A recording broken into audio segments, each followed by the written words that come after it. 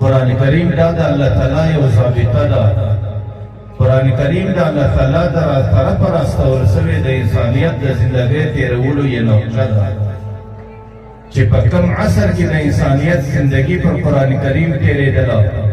د انسانانو په کورو کې قرآن کریم تلاوت کېده، د انسانانو د بچانو تعلیم قرآن کریم ولو، او د انسانانو تجارت او فیصلې په قرآن کریم باندې ولې. بیا خو هغه قومونو ته الله تعالی داسې عزت ورکړی و، هغه قومونو ته الله تعالی داسې کامیابي ورکړې وه. بیا د مسلمان قوم رعب او دبدبه الله تعالی د نورو قومونو په زړو کې اچولی وه.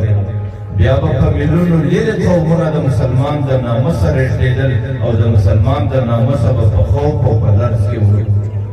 بیا چې به کله مسلمان قوم یو علاقې ته راغی، نو بیا به د مسلمان قوم شعار او د مسلمان قوم نامې شو دا و چې اما الفتح و اما شهاده. قومونو به دا ویل چې دا هغه قوم دې مځکې ته راغلی دی چې یا به د دې قبرونه دلې جوړېږي، یا به دا مځکه په خپله ولکه کې راولي او دا مځکه به فتح کوي او دا مځکه به در خپله قبضه لاندې کوي. چې په کوم عصر کې د مسلمان زندگی قرآن کریم وه، بیا مسلمان په ټولو قومونو کې کامیابه قوم و. بیا د دنیا قومونه خو څه کوي؟ زما په الله قسم پر دې نظام باندې الله تعالی د مسلمان حکومت چلاوی چې کوم اشي ته به د مسلمان اراده سوله، بیا پر مځکه باندې، بیا پر اسمانو باندې، بیا پر حیوانانو باندې، بیا پر درندګانو هم د مسلمانانو حکومت چلېدی. تاسو د تاریخ کتابونه وګورئ چې په کوم دور کې د مسلمان زندگی قرآن کریم ولا او د مسلمان بیا کوم حیثیت.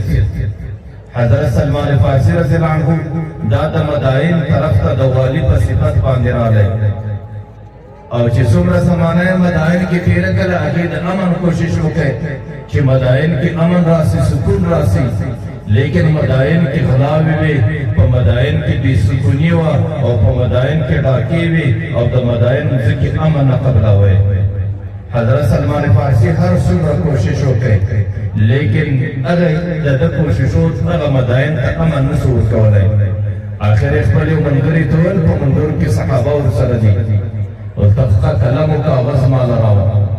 هغې چې کله قلم او کاغذ راوړی، د مدائن د دروازې څخه د باندې غټ ځنګل و، برای د دې ځنګله درندګانو زمریانو ته خط ولیکی، ولې د ځنګله زمریانو د محمد رسول الله غلامان راغلي یو، او ستاسو علاقې ته مې قرآني پیغام را رسولی دی، او دا علاقه په قرآني نظام باندې منوره کوو، لیکن زموږ سره جفا روانه ده او په دې علاقه کې امن نه راځي. موږ خپل کوشش تمام کوي.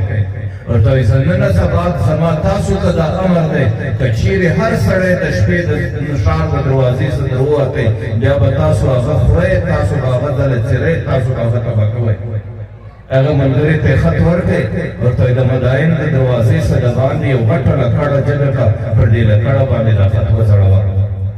چې کله هغه خط وځړېدی د هغه شپې څخه چې شپه راغله، تاسو تاریخ وګورئ، تاریخ الخلفا لیکلی دي، بیا د مدائن زمریان د ځنګله سره ووتل، او هغې به د خپلې غوسې غږ کوی، او د ښار ټولې دروازې یې ونیولې چې تر څومره وخت د حضرت سلمان فارسي په مدائن کې وړو، بیا د دې ښار ټوله پیرم زریانو کوله، او بیا په ښار کې په ټوله زندګي کې د غلا یوه واقعه او حادثه هم پېښه نه شوه. نو چې مسلمان ته الله تعالی زندگی پر قرآن ورکړې وله، بیا خو مسلمان هغه کامیابه قوم و چې د هغې عزت و د هغې احترام د مځکې پر سر باندې حیوانانو هم زریانو هم درلودی.